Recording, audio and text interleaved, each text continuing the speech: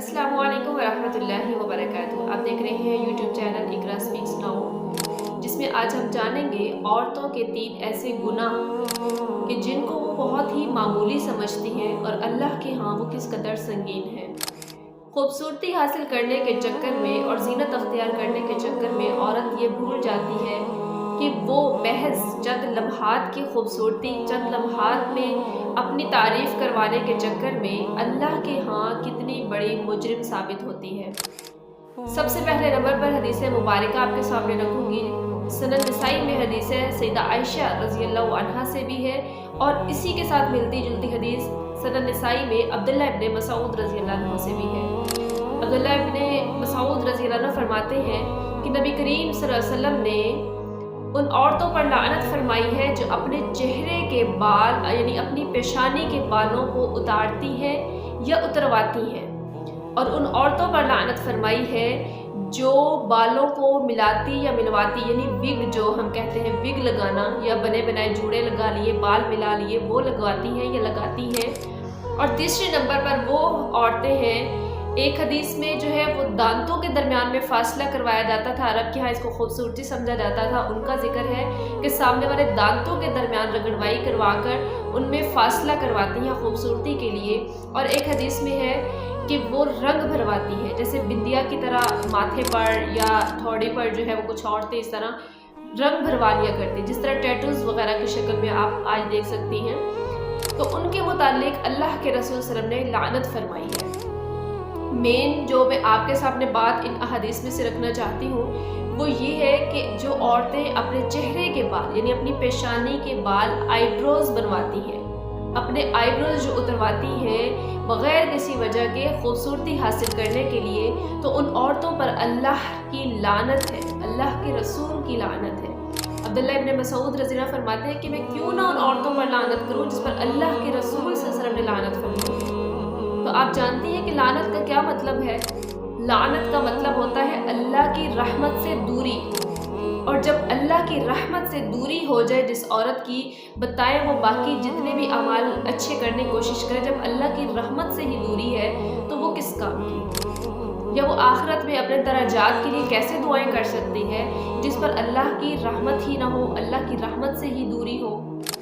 तो ये एक छोटा सा अमल अपने तरफ से औरतें समझती हैं कि नहायत छोटा सा अमल है, लेकिन अल्लाह के यहाँ कितना बड़ा जुर्म है ये। तो अपने आईब्रोज बनवाना, बालों को उतारना, अपने चेहरे के बालों को खूबसूरती के लिए उतारना, ये इस कदर संगीन गुनाह है। इसके अलावा दूसरा जो दूसरा गुनाह है खुशबू लगाकर बाहर निकलने वाली औरत का।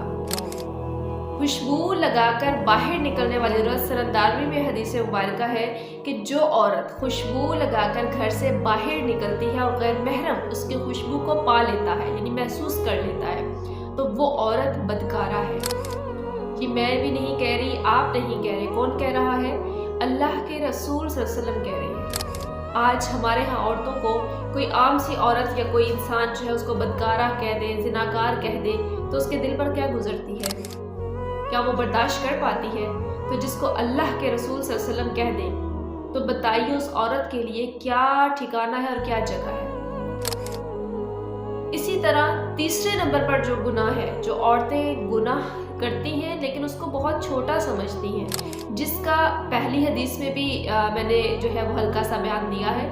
पहली हदीस में भी उसका जिक्र मौजूद है कि वो औरतें जो अपने बालों के साथ बालों को मिलाती हैं यानी मसनूई बाल लगाती हैं, विग, इसी तरह बने बनाए जूड़े हैं, आई लैशेस है जो है आंखों पे लगा रही हैं, बालों के साथ नकली बालों को मिलाना। तो जब आप मसनूई बाल लगाती हैं या लगवाती हैं, उन पर अल्लाह के रसूल ने लानत फरमाई है, और वो लानत यानी अल्लाह की रहमत से दूरी। तो बताइए कि क्या ये ऐसे आमाल जो हमें बज़ाहिर में इंतहाई छोटे लग रहे हैं और अल्लाह के यहाँ क्या है, हमारे सारे अमाल को बर्बाद करने की ताकत रखते हैं ये अमल, तो क्यों ना हम अल्लाह और अल्लाह के रसूल सल्लल्लाहु अलैहि वसल्लम की मोहब्बत में आकर ये गुनाह अपने अल्लाह से वादा करें कि हम अभी से और आज से छोड़ती हैं।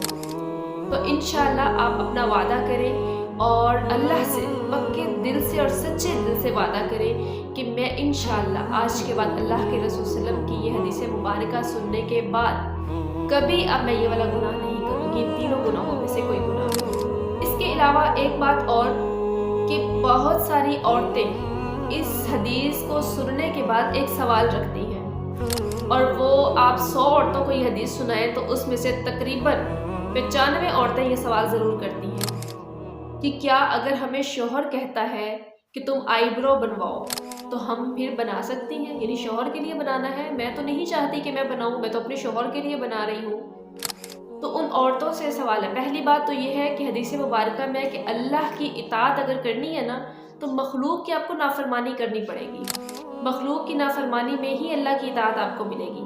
اگر آپ مخلوق کو مخلوق کی اطاعت کرنا شروع کرتے ہیں، ان کی فرما برداری شروع کرتے ہیں، تو آپ اللہ کی نافرمانی کر بیٹھیں گے۔ اور ویسے بھی میں نہیں سمجھتی کہ جس شوہر کو یہ حدیث سنائی جائے کہ بھی اللہ اور اللہ کے رسول کی لعنت ہوگی مجھ پر، کیا تم چاہتے ہو؟